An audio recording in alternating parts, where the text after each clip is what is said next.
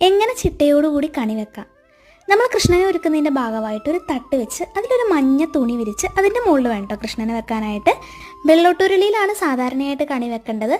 അതില്ലാത്തവർക്ക് സാധാരണ ഒരു പാത്രത്തിലായാലും കണി വെച്ചാൽ മതി കേട്ടോ. മഹാവിഷ്ണുവിൻ്റെ മുഖം എന്നുള്ളൊരു അടിസ്ഥാനത്തിലാണ് കേട്ടോ നമ്മൾ കണിവെള്ളരി വെക്കുന്നത്.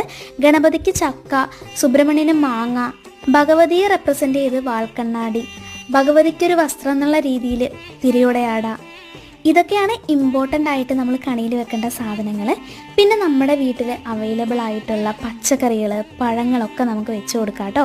അലക്കി വൃത്തിയാക്കിയ വസ്ത്രത്തിൻ്റെ മുകളിൽ ഒരു ഗ്രന്ഥക്കെട്ട് വെറ്റിലേ മടക്കി പിന്നെ നമ്മുടെ കയ്യിലുള്ള സ്വർണ്ണവും വെള്ളിയൊക്കെ നമുക്ക് വെക്കാം കേട്ടോ. ഇതൊന്നുമില്ലെങ്കിലും ഒരു കണിക്കൊന്ന മാത്രം വെച്ചാലും മതിയേ. വിളവെടുപ്പിൻ്റെ ഉത്സവമാണല്ലോ വിഷു, അപ്പോൾ നമുക്ക് കുറച്ച് നവധാന്യങ്ങളും കൂടെ വെച്ച് കൊടുക്കാം.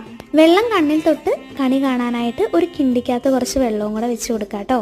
എല്ലാവർക്കും നല്ലൊരു വിഷു ആശംസിക്കുന്നു.